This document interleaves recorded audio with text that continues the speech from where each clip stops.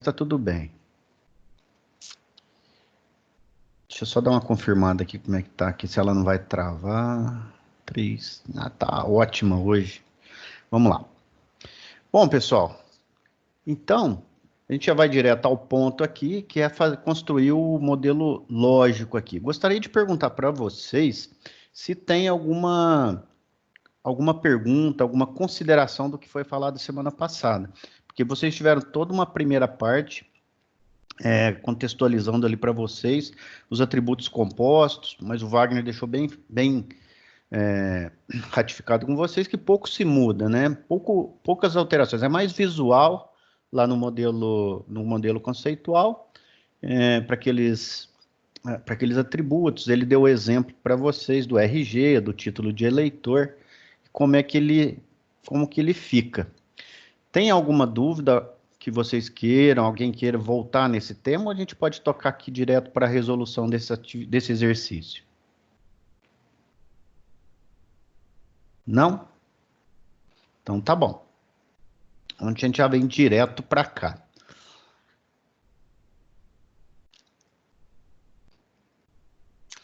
Bom, pessoal, então aqui nós temos um modelo com algumas entidades. Essas entidades, algumas têm campos aqui que vocês a maioria tem atributos que vocês já reconhecem tranquilamente, são os atributos identificadores, os atributos atômicos, e tem uma diferença nessa tabela de usuário, que é o atributo opcional, né? Que foi o conhecimento que vocês tiveram na segunda parte da aula da semana passada. Com base nesse modelo, o objetivo aqui é construir o projeto lógico, seguindo aquele roteiro muito bem estabelecido que o Wagner deixou para vocês, de criação. Então, ali tem uma sequência de criação de quais itens se transformarão em tabelas, quais itens se transformarão em chave primária, campos e tudo mais. Tá? Então, eu vou começar a criar aqui com base naquele roteiro. Eu vou tentar ajustar aqui a tela. Acho que aqui embaixo vai dar para eu criar. Então, eu vou usar aqui esse campo de texto para fazer a atividade aqui em cima mesmo, tá? Então, eu vou colocar aqui bem no cantinho aqui. E a gente vai começar a criar aqui o nosso projeto lógico. Vou colocar aqui projeto lógico. Uma dividida aqui mais ou menos como padrão que o Wagner usa. E vamos começar seguindo aquele roteiro. Bom, o que ele nos orienta? Entidade gera tabela, certo? Bom, pessoal, eu estou considerando aqui que não há dúvidas em relação à cardinalidade, em relação ao relacionamento, e nem dos atributos. Então, como eu disse, a gente já está indo direto para a solução. Se quiser interromper a qualquer momento, fique à vontade. Item 1, entidade gera tabela. Quais são as nossas entidades? Então, vamos começar aqui a colocar nossas entidades. Tipo de usuário. Ok. Vamos colocá-las todas aqui, as que a gente já está reconhecendo. Vou dar um espacinho a mais. A nossa outra entidade, usuário. A outra entidade, acesso. Nesse contexto, tem alguma entidade que a gente identifica aqui? Por enquanto, não. Então, vamos seguindo aqui as próximas etapas. Etapa 2, passo 2. Atributo identificador gera chave primária. Bom, quem são os nossos atributos identificadores? Da tabela tipo de usuário, o atributo identificador é o ID tipo usuário. Tem um errinho aqui de digitação, mas não importa tanto. ID tipo usuário. Tipo usuário, certo? Da nossa tabela usuário, qual é o atributo identificador que se tornará a chave primária. ID, usuário. Nossa outra entidade, a entidade acesso. Qual é o atributo identificador? ID, acesso. Bom, passamos aqui pelo passo 2, identificamos todas as chaves primárias das nossas entidades que se transformarão em tabelas, ou seja, as tabelas que nós identificamos. Bom, no passo 3, ele nos diz o seguinte: atributo atômico gera campo. Bom, atributo atômico, o que é um atributo atômico? É aquele atributo ou campo que é obrigatório. E o Wagner deixou bem ratificado com vocês que ele é único e não pode ser quebrado. Foi aquilo que vocês viram e acompanharam na primeira parte da aula passada, tá? Então, vamos lá. Então, vamos começar aqui pela tabela. Eu já vou chamar de tabela aqui. Tipo de usuário. Nós temos ali apenas um atributo nome. Não vou fechar aqui, porque nós precisamos passar por um outro passo importante. Então, vou deixar aqui sem fechar o parênteses, tá? Ok, vamos partir para a nossa outra tabela. Tabela usuário. Ok? Já identificamos aqui o atributo identificador e agora vamos colocar aqui os campos ou os atributos. Aliás, os atributos que se tornarão os campos na construção do banco de dados. Vamos começar aqui pelo atributo atômico, nome, sigla. E agora temos aqui um atributo e-mail opcional. Bom, o Wagner deixou bem claro semana passada que o BR modelo, ele não tem aqui vamos dizer assim, um objeto que identifica que identifica graficamente ou visualmente o que é um atributo opcional. Então, ele considera que ele considera um atributo normal. Então, o Wagner já padronizou com vocês que todos os atributos opcionais vão ter esse comentário aqui na frente, dizendo justamente isso, que ele é um atributo opcional. E isso é de uma importância muito grande, porque ele muda radicalmente o nosso comportamento na hora de tratar o projeto lógico. Por quê? Porque existe uma regra que está lá no passo 4, que a gente deve seguir quando nos deparamos com esse tipo de atributo. Vamos dar uma olhadinha nela? Atributo opcional é o passo 4. O que acontece quando a gente encontra um atributo desse? Então, a primeira coisa que ele nos diz aqui é que gera uma tabela. Então, toda vez que a gente tem essa situação do atributo opcional, ele gera uma tabela. Então, já é uma regra gerar tabela. E ele considera também que gera uma tabela com o mesmo nome do atributo opcional. Certo? Então, como que vai chamar a nossa tabela? A tabela vai chamar e-mail.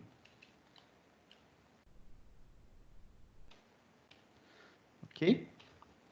Bom, temos coisas importantes aqui nesse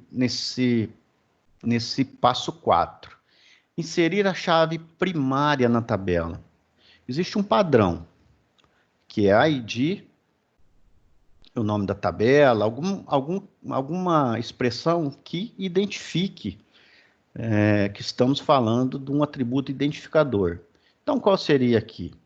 ID, e-mail, tá?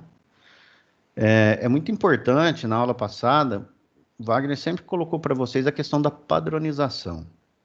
Isso é muito importante e ele conversou com vocês a respeito do quanto é bom a gente acostumar com isso. Porque quando a gente vai trabalhar nas empresas, a gente segue os padrões. Seja ele para criar campos, se você tiver no papel de banco de dados, seja para criar uma variável quando a gente está lá desenvolvendo. Então, não podemos simplesmente criar a variável conforme a vontade. Temos que seguir padrões, porque isso ajuda muito no momento que outras pessoas vão trabalhar com aquele código. Inclusive, uma coisa muito importante é o comentário, tá? A maneira correta de comentar. Então, existem padrões de comentário e isso ajuda muito quando a outra pessoa vai trabalhar naquele código, principalmente quando são códigos mais complexos ou que têm regras de negócios mais complicadas. Então, é muito bom a gente acostumar com esses padrões. E temos aqui um padrão estabelecido na hora de gerar o atributo identificador, ou seja, a chave primária. E-mail. Inserir a chave primária na tabela. Já inserimos. É o ID e-mail. Inserir o atributo atômico com o mesmo nome do opcional. Qual é o nome do opcional? E-mail. E-mail, tá? E aí, pessoal, tem na sequência adicionar a FK referente à tabela original, ou seja, a chave estrangeira. Quem é a chave estrangeira nossa? É a chave primária da tabela original. De qual tabela nós estamos falando? Ou seja, em qual tabela esse campo e-mail, a qual tabela esse campo e-mail se refere? É a tabela usuário. Então, quem é que vem para cá? É o ID usuário. Correto? Muito bem. Então, terminamos aqui, por enquanto, essa tabela. Vamos continuar.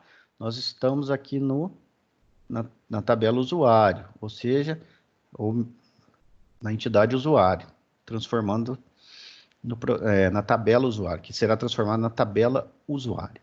Próximo campo, celular.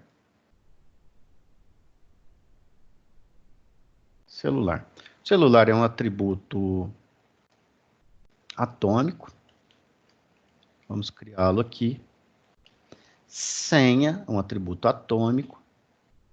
DT, senha, atributo atômico. Vou jogar aqui um pouquinho por cima, porque agora não tem problema.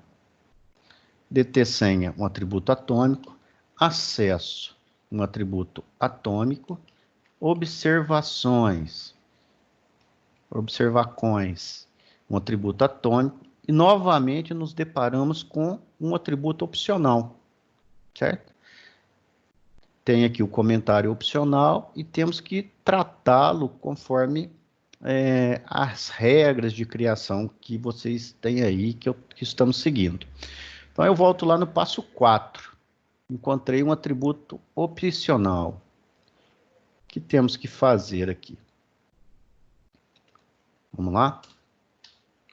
Opa. Primeira coisa, gerar uma tabela com o nome do atributo opcional. Qual é o atributo opcional? CPF.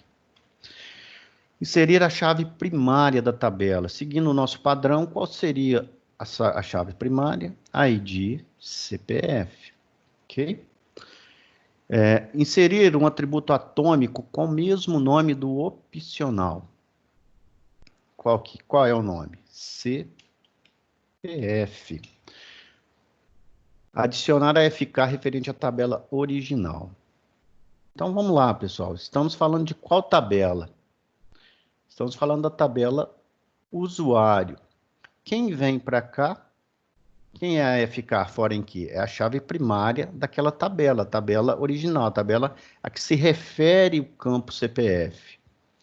Então, nós vamos colocar aqui o ID usuário. Certo, pessoal? Então, criamos aqui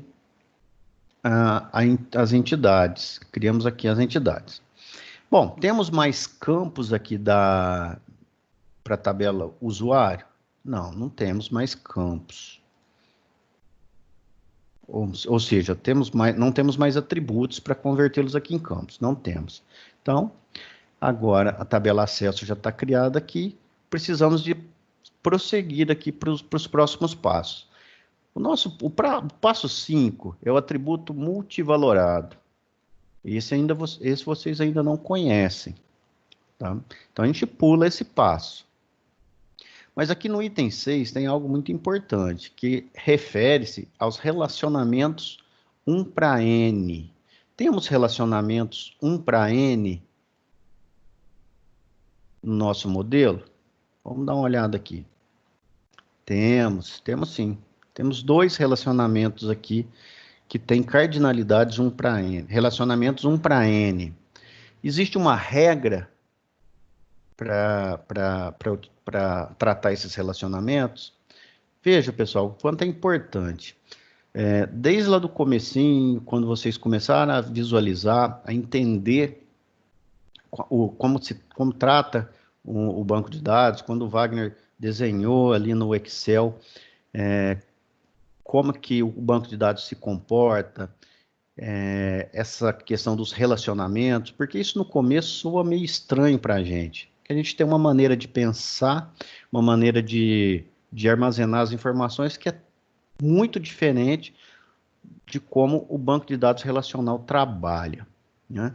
E através desse tempo de estudo que vocês vêm conhecendo atributos, as entidades, e começando a transitar, a migrar para que entidade vira tabela, atributo vira campo, vocês começam a entender como é que é a dinâmica lá dentro, né? E começa a entender a importância dessa parte teórica aqui. Veja como que facilita muito na hora de identificar as chaves estrangeiras, né? Com esse desenho aqui, com esse artefato visual que a gente tem na mão, vocês conseguem, uma vez que os relacionamentos foram construídos e as cardinalidades foram definidas, facilita muito na hora de preparar o banco de dados para ser aplicado de verdade, preparar o modelo para ser aplicado lá no banco de dados físico. Aqui você já tem ele muito bem definido. Depois a gente vai criar ali, vai colocar os tipos, colocar algumas outras informações, definições, mas aqui, nesse momento, no projeto lógico, ele já tem um banco de dados muito bem definido, certo? Então, ele após terem construído o projeto lógico, o que vai precisar depois é definir algumas coisas, por exemplo, se esse banco de dados for aplicado no MySQL, os tipos, né, que vocês vão ver para frente, desses campos que vão ser definidos. Se for no SQL Server, deve dar alguma diferença. Se for aplicar no Oracle, também é um pouquinho diferente. Porém, nesse ponto aqui, é independente. Nesse ponto aqui, todas as pessoas que trabalham com banco de dados entendem do que você está falando, e depois é uma questão de configurar, preparar para aplicar no banco de dados, no sistema gerenciador de banco de dados real. Tá? Vamos continuar aqui. Agora, o objetivo é definir as chaves estrangeiras, que é o passo 6. Nos relacionamentos 1 para N, a ponta N recebe o ID da ponta 1. Onde temos ponta N aqui? No tipo de usuário, na tabela tipo de usuários, temos a ponta N aqui? Não temos, né? Então, quem é que recebe? Ele recebe alguma chave estrangeira aqui? Não. Então, a gente já pode finalizar aqui. Quem é que vai receber? A ponta N. Então, qual é o campo que vem para cá? ID tipo usuário. ID tipo usuário. Opa. ID tipo usuário. Ok? Vamos lá? Vamos dar mais uma olhadinha aqui.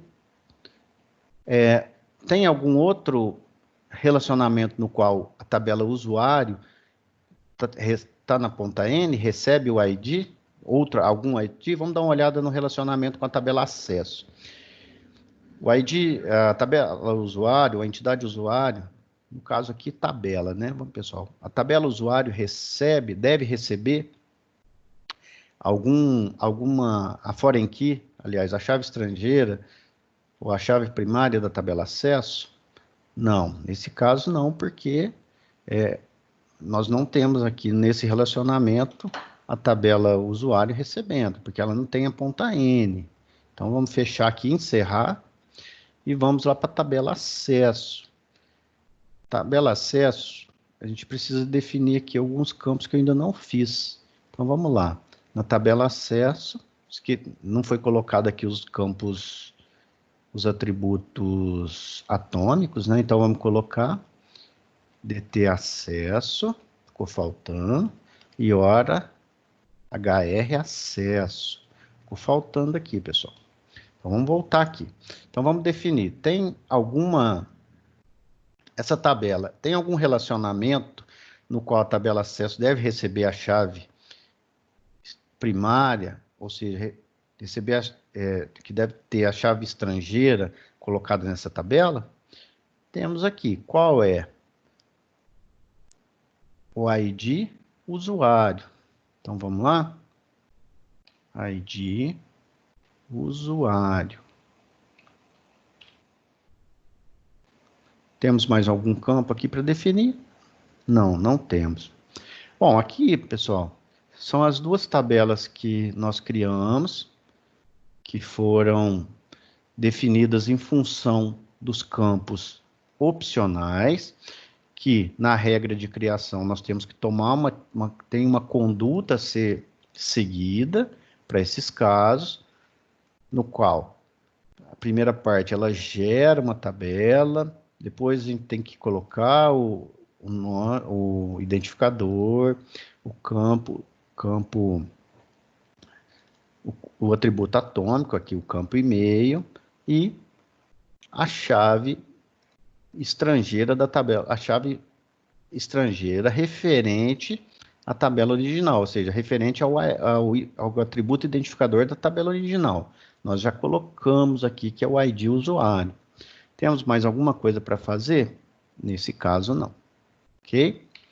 Voltando aqui, aliás, seguindo adiante, na tabela CPF, que a gente já falou sobre ela, mas ela também cai naquela mesma condição do atributo opcional, no qual a gente tem que seguir os passos, e aqui o atributo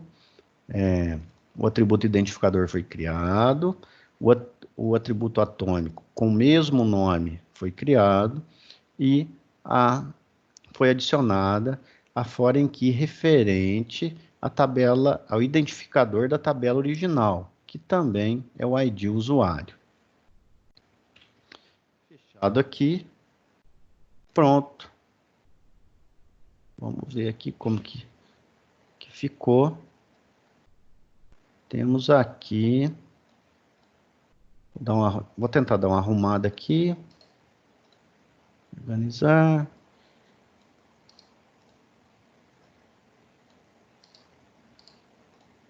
Ok.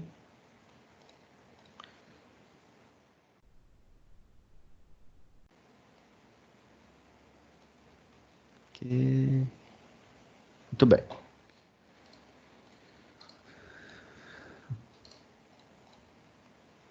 Muito bem, muito bem.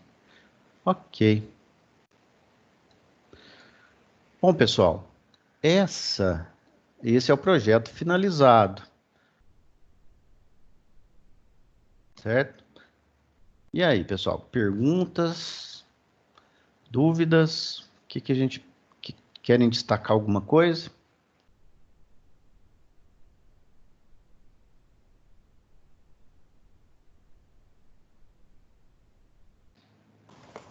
Tá tranquilo.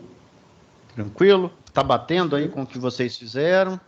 Eu só errei a tabela acesso e usuário. Eu joguei o ID do acesso como chave estrangeira no usuário. Mas Entendi. foi falta de atenção minha ali no Mas relacionamento entre a tudo Érica. bem, isso acontece.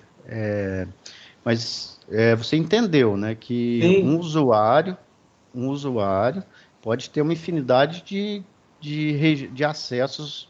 Vamos supor aqui que esse acesso seja a contabilização dos acessos no sistema.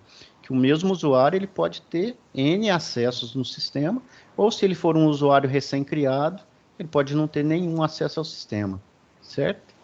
sim, É isso. Tudo bem? tranquilo.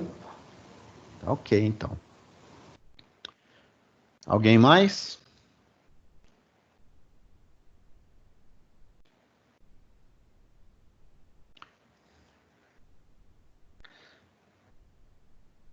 Eu vou fazer uma imagem desse arquivo aqui, vou colocar lá para vocês lá, vou colocar no WhatsApp, tá bom? Vou jogar lá para vocês.